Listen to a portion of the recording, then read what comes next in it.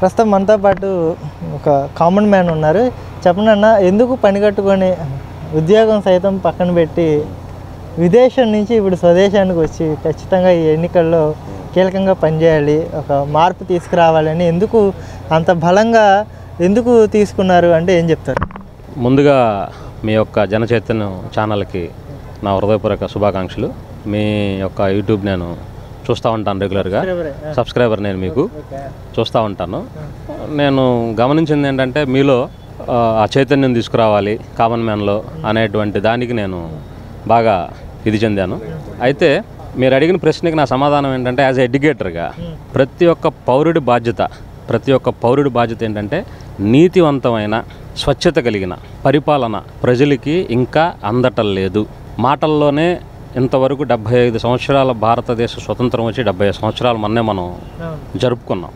అయినా కూడా ఇంతవరకు మనకి సరైనటువంటి ఫలాలు అందట్లేదు ఎవరికి కూడా. సంక్షేమం అని చెప్తున్నారు, ఓ పక్కన సంక్షేమం ఇస్తున్నారు, ప్రజల్ని తప్పుదోవ పట్టిస్తూ ఉన్నారు.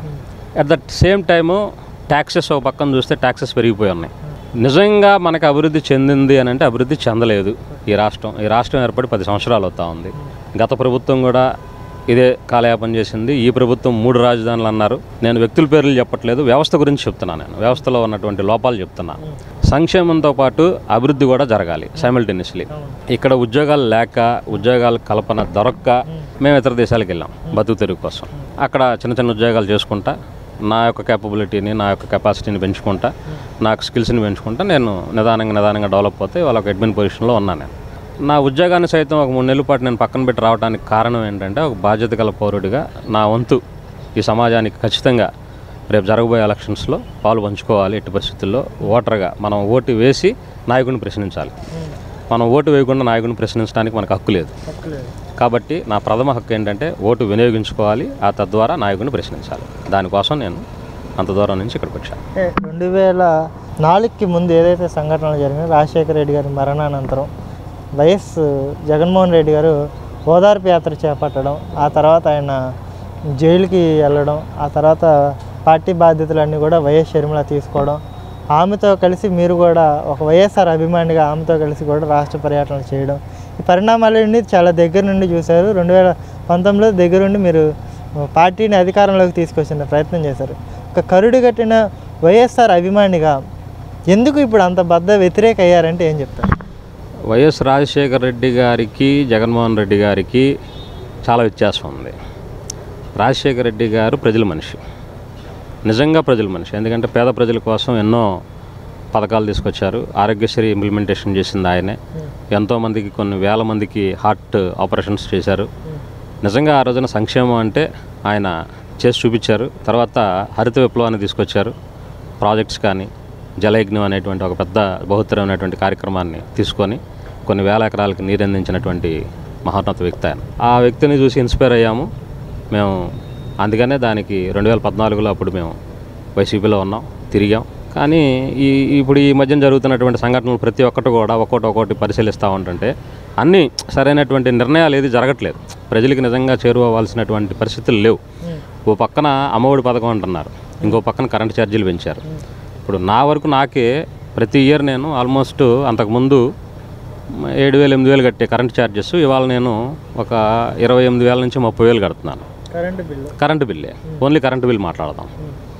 అంటే దాంట్లో మనం కరెంటు బిల్ చూస్తే నాకు ఈ మధ్యన కూడా రీసెంట్గా 1,670 రూపాయలు కరెంటు బిల్ వచ్చింది మంత్లీ. దాంట్లో sir charges, user charges, durable charges, access charges అని సంథింగ్ ఎక్స్ ట్రూఅప్ ఛార్జెస్ అని అవన్నీ మొత్తం కలుపుకుంటే 900 రూపాయలని ఎక్స్ట్రా. అంటే నేను కట్టిన యాక్చువల్గా బిల్లు వచ్చిందేమో 700 రూపాయలు, ఈ ఛార్జెస్ 900 రూపాయలు అదనపు ఛార్జీలు అనమాట. ఇప్పుడు ఈ చేత్తో ఇస్తా, ఈ చేత్తో లాగేసుకుంటున్నారు. తర్వాత చెత్త పన్ను అన్నారు. యాక్చువల్గా ఇవన్నీ కూడా కామన్ మ్యాన్లో భాగమే ఇదంతా కూడా. ఇప్పుడు మనం కడుతున్నటువంటి జిఎస్టీ ఏంటి? సెంట్రల్ గవర్నమెంట్కి మనం కడుతున్నటువంటి జిఎస్టీ మళ్ళీ మనకి రిటర్న్ బ్యాక్ అది గవర్నమెంట్ వాళ్ళు, సెంట్రల్ గవర్నమెంట్ వాళ్ళు మనకు పంపించాలి స్టేట్స్కి. ఇవన్నీ కూడా డెవలప్మెంట్కి కేటాయించాలి. ఆ ప్రభుత్వం ఇప్పుడు వరకు కూడా 91 కోట్ల రూపాయలకి లెక్కలు లేవంటున్నారు కాగోళ్ళు. అది నిజంగా అది ప్రభుత్వంలో ఉన్నటువంటి హైయర్ అఫీషియల్స్ నిర్ణయించాల్సినటువంటి సబ్జెక్ట్ అదంతా కూడా. అది మనం వెళ్ళకూడదు, అది లోతు సబ్జెక్టు. మనకు అర్థమవుతున్న సబ్జెక్ట్ ఏంటయ్యా అంటే, ఇప్పుడు విజయవాడ రాజధాని అన్నారు, మంచో చెడో గత ప్రభుత్వం ఒక నిర్ణయం తీసుకుంది. ఒక ప్రభుత్వం ఒక నిర్ణయం తీసుకుంటున్నప్పుడు రెండో ప్రభుత్వం వచ్చి దాన్ని ఇంప్లిమెంటేషన్ చేయాలి, కానీ దాన్ని అర్ధంతరంగా ఆపేసి వాళ్ళ 3 రాజధానులు అంటే, మనకి ఆ రోజున ప్రతిపక్షంలో ఉన్నటువంటి నాయకులు ఒక రాజధాని కట్టడానికే మన దగ్గర ఫండ్స్ లేవన్న వ్యక్తులు ఇవాళ వచ్చి 3 రాజధానులు ఎలా నిర్మిస్తారు అంటే ఇది జనాన్ని తప్పుదో పట్టించడమేగా. మళ్ళీ రీసెంట్గా వైవి సుబ్బారెడ్డి గారు ఏమంటారు, హైదరాబాద్ని మళ్ళీ క్యాపిటల్ సిటీగా ఉమ్మడి రాజధానిగా పెట్టాలని అంటారు, కొనసాగించాలని అంటారు. అంటే ఇప్పుడు దాకా మాట్లాడినటువంటి సుబ్బారెడ్డి గారు మళ్ళీ ఉమ్మడి రాజధాని అంటే ఎలక్షన్ 2 నెలలు ఉన్నాయి కదా అని చెప్పేసి మళ్ళీ మాట్లాడుతున్నారు. నేనేమంటానంటే, సామాన్యమైనటువంటి జనాలు ఇవాళ చాలా వివేకంతో చాలా స్పృహతో ఉన్నారు. ఖచ్చితంగా రేపు రాబోయేటువంటి ఎలక్షన్స్లో ఖచ్చితంగా మార్పు కనపడుద్ది, అది కూడా మాకు అర్థమవుతుంది. ఇందాక మీరు నాతో ఇన్ జనరల్గా మాట్లాడుతూ జగన్మోహన్ రెడ్డి అనే వ్యక్తి ఒక రియల్ పొలిటీషియన్ అన్నట్టుగా కూడా ప్రస్తావించారు.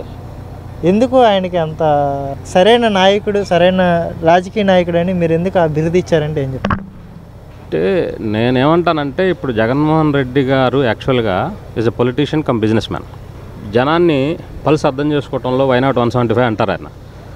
వైనాట్ 175 అని అంటే దాని ఉద్దేశం ఎట్లా ఉంది అని అంటే, జనాన్ని తప్పుదో పట్టించడమే. నేనేమంటానంటే, సింహం సింగిల్గా వస్తుంది అన్నప్పుడు మీరు ఇతర పార్టీల గురించి ఆలోచించాల్సిన అవసరం లేదు.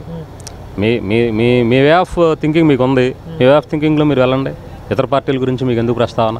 వాళ్ళు పొత్తులతో వస్తారో, విడిగా వస్తారో, లేకపోతే ఉమ్మడిగా వస్తారో, వెళ్ళనివ్వండి వాళ్ళని. ఇప్పుడు రీసెంట్గా పవన్ కళ్యాణ్ గారు కాకినాడ వెళ్ళాలి, కాకినాడ మీటింగ్కి హెలికాప్టర్ ల్యాండింగ్ ఎందుకు వెళ్ళలేదు? భీమవరం మీటింగ్ ఎందుకు వెళ్ళలేదు హెలికాప్టర్ ల్యాండింగ్? దేనికి మీరు భయపడుతున్నారా పవన్ కళ్యాణ్ గారి మీటింగ్ అంటే? కాబట్టి ఇవన్నీ కూడా ఆలోచించుకోవాలి.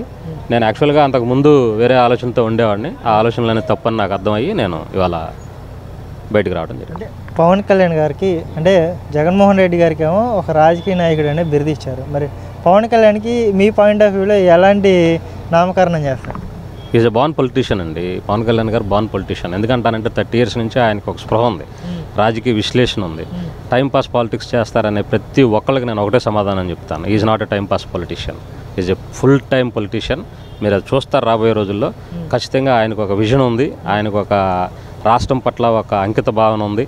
అందుకనే ఈ రోజున కూడా ఆయన పార్టీలు వేరైనా కూడా పార్టీలకి ప్రతి పార్టీకి ఒక సిద్ధాంతం అనేది ఉంటుంది. ఆ సిద్ధాంతాలను కూడా ఆయన పక్కన పెట్టి రాష్ట్ర అభివృద్ధి, రాష్ట్ర శ్రేయస్సు, రాష్ట్ర సర్వతోముఖాభివృద్ధి చెందాలి అని చెప్పి తెలుగుదేశం పార్టీతో ఆయన ముందు చూపుతో పొత్తు పెట్టుకున్నారు.